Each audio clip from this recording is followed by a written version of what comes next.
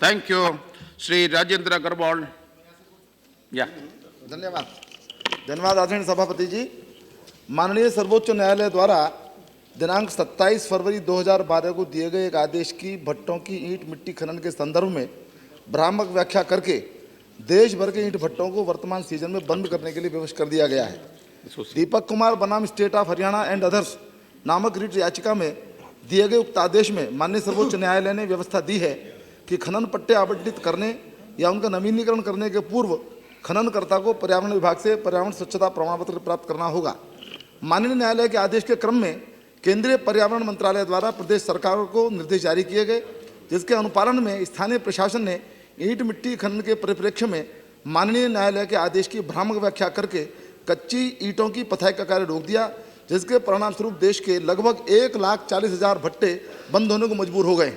महोदय, माननीय सर्वोच्च न्यायालय के संदर्भित निर्णय में पर्यावरणीय स्वच्छता प्रमाण पत्र प्राप्त करने की अनिवार्यता का प्रावधान उन बड़े सरकारी पट्टों के लिए किया जाना है जिनके द्वारा बालू, मोरंग, गिट्टी आदि के खनन कार्य बड़े पैमाने पर किए जाते हैं, जबकि ईंट भट्टे में ईंट मिट्टी निकालने की अनुमति उस जमीन के मालिक किसान को उसका हर्जाना देकर प्राप्त की जाती है अथवा भट्टा स्वामी निजी भूमि से ईंट मिट्टी निकालता है तथा नियमानुसार सरकार को उसकी रॉयल्टी देकर परमिट प्राप्त करता है।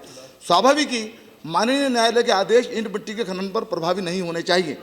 महोदय, इन भट्टों के बंद होने से इस कारोबार में लगे लगभग 4 लाख भट्टा व्यवसायी संकट में है। देश भर में कुटीर उद्योग की तरह चलने वाले इस उद्योग से सीधे रोजगार पाने वाले लगभग 3.5 करोड़ मजदूरों की रोजी रोटी संकट में है। वहीं साथ ही केंद्र व प्रदेश सरकार को मिलने वाले राजस्व भी कम होने वाला है। केवल उत्तर प्रदेश में संचालित लगभग 16,500 ईंट भट्टों से प्रत्यक्ष व अप्रत्यक्ष कर के रूप में लगभग 800 करोड़ रुपए का राजस्व प्राप्त होता है तथा संपूर्ण देश के 1,40,000 ईंट भट्टों से 5,000 करोड़ रुपए राजस्व की प्राप्ति होती है। ईंटों का निर्माण बंद होने से देश के बुनियादी ढांचे, सड़क, मकान, भवन आदि के निर्माण में भी बाधा पहुंचेगी तथा इस क्षेत्र में रोजगार के अवसर भी बड़ी मात्रा में कम हो जाएंगे।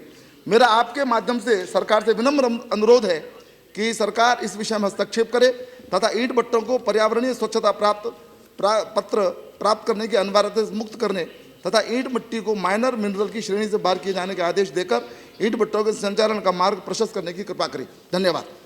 थैंक